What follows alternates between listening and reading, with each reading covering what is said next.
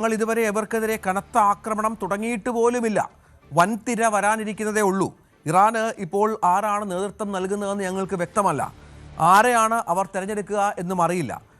Trump ഇക്കാര്യം പറയുകയാണ്. ആക്രമണം വഴി ഇറാനിലെ ഭരണകൂടത്തെ അട്ടിമറിക്കാൻ കഴിയുമോ എന്നുള്ള സംശയം ഇറാനിലെ ചില US സൈനിക ഉദ്യോഗസ്ഥർ പറഞ്ഞതിന് തൊട്ടു പിന്നാലെയാണ് ട്രംപിൻ്റെ ഈ പ്രതികരണം എന്നത് ഓർക്കണം. അതായത് യുദ്ധം ഭരണകൂടത്തെ മാറ്റാനല്ല, ഈ പറഞ്ഞതുപോലെ അണ്വായുധ ഭീഷണി ഇല്ലാതാക്കാനും മിസൈൽ ഭീഷണി ഇല്ലാതാക്കാനും മാത്രമാണ് ഞങ്ങൾ ലക്ഷ്യം വെക്കുന്നത് എന്ന് ട്രംപ് പറയുകയാണ്. അപ്പം നാവികസേനയുടെ പദ്ധതികളെ ഞങ്ങൾ തകർക്കും എന്നും പറയുന്നു. ഇത് നേരത്തെ ട്രംപിൻ്റെ വലിയ അവകാശവാദം ഞങ്ങൾ ഭരണകൂടത്തെ മാറ്റും എന്നുള്ളതായിരുന്നു.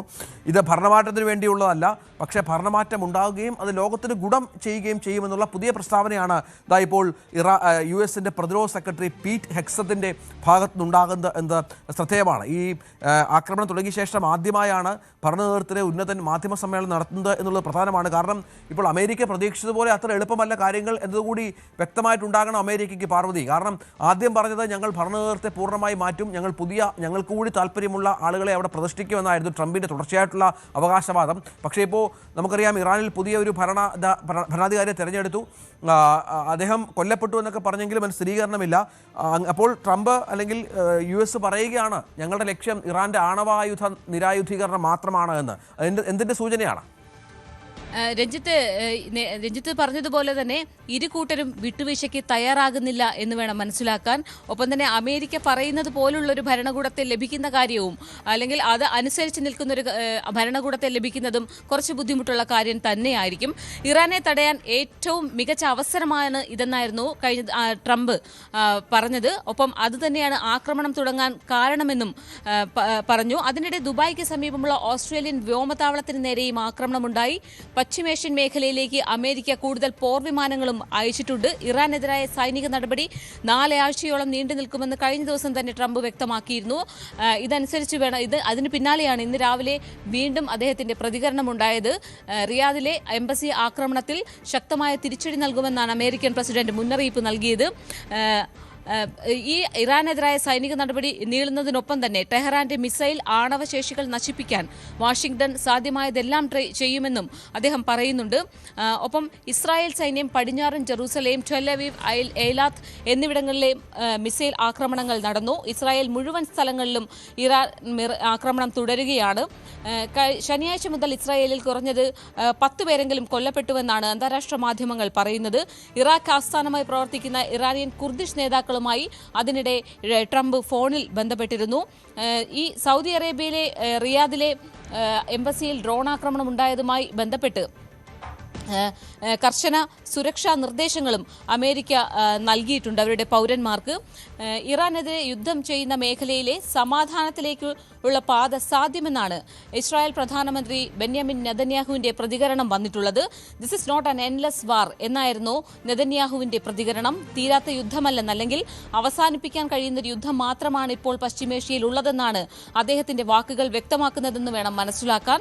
ഫോക്സ് ന്യൂസിന് നൽകിയ അഭിമുഖത്തിലാണ് നെതന്യാഹു ഇക്കാര്യം പറഞ്ഞത്. ഒപ്പം തന്നെ മറ്റ് പശ്ചിമേഷ്യൻ രാജ്യങ്ങളുമായി ഇസ്രായേലിന്റെ ബന്ധം ശക്തമാക്കാൻ സാധിക്കുന്നതാണ് നിലവിലെ സാഹചര്യമെന്നും നെതന്യാഹു പറഞ്ഞു. വേറൊരു കാര്യം, ഈ ഗൾഫ് മേഖലയിലേക്കുള്ള വിമാന സർവീസുകളൊക്കെ കഴിഞ്ഞ ദിവസം ഏകദേശം റദ്ദാക്കിയിരുന്നു. അതൊക്കെ ഭാഗികമായി പുനഃസ്ഥാപിച്ചിട്ടുണ്ട് എന്നുള്ള ആശ്വാസകരമായ വാർത്തയും വരുന്നുണ്ട്. ദുബായിലെ അമേരിക്കൻ സേനയെ ലക്ഷ്യമിട്ട് ഡ്രോണുകളും മിസൈലും ഉപയോഗിച്ച് ആക്രമണം നടത്തിയതായി ഇറാനിയൻ റവല്യൂഷണറി ഗാർഡ് കോർപ്സ് അറിയിച്ചിട്ടുണ്ട്. കുവൈറ്റിലെ അരിഫ്ജാൻ ബേസിൽ ഡ്രോൺ ആക്രമണം നടത്തിയതായും IRGC അവകാശപ്പെട്ടിട്ടുണ്ട്. യുദ്ധവിമാനങ്ങളിൽ ഇന്ധനം നിറയ്ക്കുന്ന 18 വിമാനങ്ങൾ കൂടി അമേരിക്ക മിഡിൽ ഈസ്റ്റിൽ വിന്യസിച്ചതായി ഇസ്രായേൽ വാർത്താമാധ്യമം റിപ്പോർട്ട് ചെയ്തിട്ടുണ്ട്. യുദ്ധവിമാനങ്ങൾക്കും മറ്റ് സൈനിക വിമാനങ്ങൾക്കും ലാൻഡ് ചെയ്യാതെ തന്നെ ഇന്ധന വിതരണം സാധ്യമാക്കുന്നതാണ് ഇത്തരം വിമാനങ്ങൾ. ഇന്ധനം നിറയ്ക്കുന്ന വിമാനത്തോടൊപ്പം തന്നെ യുദ്ധവിമാനങ്ങളും ഉണ്ടായിരുന്നതായി ഇസ്രായേൽ മാധ്യമം പറയുന്നു. എത്ര യുദ്ധവിമാനങ്ങൾ 178 മിസൈലുകളും 284 ഡ്രോണുകളും തകർത്തുവെന്നാണ് കുവൈറ്റ് അവകാശപ്പെടുന്നത്. ഇറാന്റെ അതായത് ഏറ്റവും വലിയ ആക്രമണം കുവൈറ്റിലേക്കാണ് ഉണ്ടായത് ഇറാന്റെ ഭാഗത്ത് നിന്നുള്ളത് എന്നുള്ള സൂചനകൾ കൂടി പുറത്തു വരുന്നുണ്ട്. കുവൈറ്റ് സൈന്യത്തിലെ 27 പേർക്ക് പരിക്കേറ്റുവെങ്കിൽ പോലും അത് ഗുരുതരമായ പരിക്കല്ല എന്ന് പറയുന്നുണ്ട്. വിവിധ പാശ്ചാത്യ സൈനിക കേന്ദ്രങ്ങൾ UAE എയർബേസ് ഉപയോഗിക്കുന്ന പശ്ചാത്തലമുണ്ട്. അവിടെ 100ഓളം ഓസ്ട്രേലിയൻ പൗരന്മാർ ഈ എയർബേസിൽ ഉണ്ട് എന്നുള്ളത് ഏറ്റവും പ്രധാനപ്പെട്ട ഒന്നാണ്. അവിടെയാണ് ദുബായിൽ ഓസ്ട്രേലിയൻ സേനയുടെ എയർബേസിൽ ഡ്രോൺ പതിച്ചത്. അവിടെ ആർക്കും പരിക്കില്ല എന്ന വിവരം കൂടിയുണ്ട്.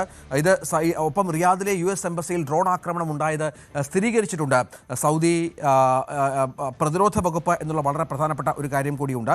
ഒപ്പം റിയാദിലെ എംബസിക്കും നേരെയുണ്ടായ ഈ ആക്രമണത്തിൽ എത്രയും വേഗം പ്രതികരണം ഉണ്ടാകും അത് നിങ്ങൾ കാത്തിരിക്കുക എന്നാണ് ഇപ്പോൾ ട്രംപ് വ്യക്തമാക്കിയ പശ്ചാത്തലം കൂടിയുള്ളത്.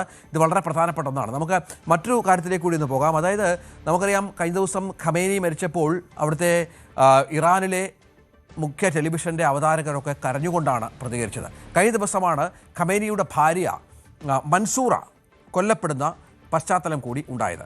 മൻസൂറയുടെ വിയോഗ വാർത്തയും വിതുമ്പലോടെയാണ് അവതാരകർ വായിച്ചത് എന്നുള്ള വളരെ പ്രധാനപ്പെട്ട ഒരു വിവരം കൂടിയുണ്ട്. തെരുവുകളിലൊക്കെ അലമുറ ഇട്ട് കരയുന്ന സ്ത്രീകളെ കണ്ടു.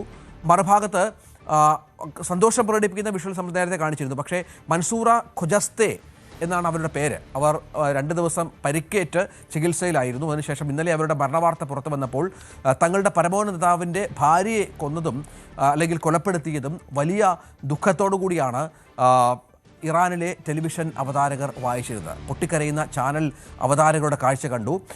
ഈ മരണവാർത്ത പുറത്തു വന്നപ്പോഴും 79-കാരിയായ മൻസൂറ ഖൊജസ്തെ കഗർസാദയുടെ വേർപാട് ഇറാൻ ടെലിവിഷൻ അവതാരകർ അതീവ ദുഃഖത്തോടെയും പുറം ലോകത്തെ അറിയിക്കുകയായിരുന്നു.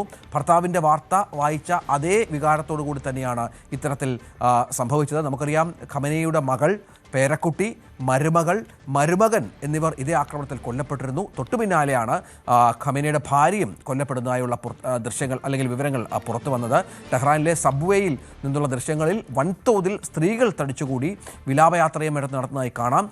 ട്രെയിൻ പ്ലാറ്റ്ഫോമിൽ ഇരുവശങ്ങളിലും അവരിരുന്ന് മുറവിളി കൂട്ടുന്നു, നെഞ്ചത്തടിച്ച് വിലപിക്കുന്നു. അതൊക്കെ ദൃശ്യങ്ങൾ വ്യക്തമാണ്. ഏകദേശം 40 വർഷത്തോളം ഖമേനി ഭരണം നടത്തിയിരുന്ന ഹൗസ് ഓഫ് ലീഡർഷിപ്പിന് നേരെ ശനിയാഴ്ച നടന്ന ഇസ്രായേൽ വ്യോമാക്രമണത്തിലാണ് ഈ സംഭവം ഉണ്ടായത്. ഇത്തരത്തിൽ തുടർച്ചയായി ഖമേനിയുടെ കുടുംബത്തെ മുഴുവൻ ഇല്ലാതാക്കാൻ സാധിച്ചു എന്നുള്ളത് ഏറ്റവും പ്രധാനപ്പെട്ട ഒന്നാണ്. അമേരിക്കയും ഇസ്രായേലും ലക്ഷ്യം വെച്ച് എന്താണോ അത് ആ തരത്തിൽ തന്നെ അവർക്ക് സാധിക്കാനും പറ്റി എന്നുള്ളത് പ്രധാനപ്പെട്ട ഒന്നാണ്. അതൊക്കെ തന്നെയാണ് ഏറ്റവും പ്രധാന അപ്ഡേഷൻസായി നമുക്ക് ലഭ്യമാകുന്നത്. മറ്റൊരു പ്രധാനപ്പെട്ട വാർത്ത, ഈ വിമാനത്താവളങ്ങളിൽ ഇപ്പോഴും സ്ഥിതിഗതികൾ സാധാരണ നിലയിലായിട്ടില്ല എന്നുള്ളതാണ്. ഗൾഫ് മേഖലയിലേക്കുള്ള ഇന്നത്തെ 25 സർവീസുകളും കൊച്ചിയിൽ നിന്ന് ഗൾഫ് മേഖലയിലേക്കുള്ള 24 സർവീസുകൾ അറിയിച്ച സിയാൽ ഇപ്പോൾ അറിയിച്ചിട്ടുണ്ട്. കൊച്ചിയിലേക്കുള്ളതും അതായത് ഗൾഫ് മേഖലയിലേക്കുള്ള 25ഉം കൊച്ചിയിലേക്കുള്ള 24 സർവീസുകളും റദ്ദാക്കി എന്നുള്ള ഏറ്റവും പ്രധാനപ്പെട്ട ഒരു വിവരം കൂടി പുറത്തു വരുന്നുണ്ട്. അങ്ങനെ കരിപ്പൂർ വിമാനത്താവളത്തിൽ നിന്ന് 52 സർവീസുകളാണ് റദ്ദാക്കിയത്. 27 സർവീസുകൾ കരിപ്പൂരിൽ നിന്നും കരിപ്പൂരിലേക്കുള്ള 25 സർവീസുകളും റദ്ദാക്കിയിട്ടുണ്ട്. ഷെഡ്യൂൾ ചെയ്തത് 2 സർവീസുകൾ മാത്രമാണ്. അത് മസ്കറ്റിൽ നിന്നും ഉച്ചയ്ക്ക് 1:05 പുറപ്പെട്ട് വൈകിട്ട് 6:10 എത്തുന്ന ഒന്നും, കരിപ്പൂരിലെത്തുന്ന എയർ ഇന്ത്യ എക്സ്പ്രസും ദുബായിൽ നിന്ന് ഉച്ചയ്ക്ക് 12:55 പുറപ്പെട്ട് കരിപ്പൂരിൽ വൈകിട്ട് 6:35 എത്തുന്ന സ്പൈസ് ജെറ്റും മാത്രമാണ് കരിപ്പൂരിൽ നിന്ന് സർവീസ് നടത്തുക. ഇത്തരത്തിൽ നിരവധി കാര്യങ്ങൾ, അതായത് വ്യോമഗതാഗതം ഏതാണ്ട് പൂർണ്ണമായും സ്തംഭിച്ച അവസ്ഥ കൂടിയുണ്ട്. പാർവതി, അതും ഒരു പ്രശ്നമാണല്ലോ. കഴിഞ്ഞ 3 ദിവസമായി വ്യോമഗതാഗതത്തിൻ്റെ കാര്യത്തിൽ അനിശ്ചിതാവസ്ഥയാണ്. ഇന്നും അത് സാധാരണ നിലയിലായിട്ടില്ല എന്നതും പ്രശ്നമാണ്.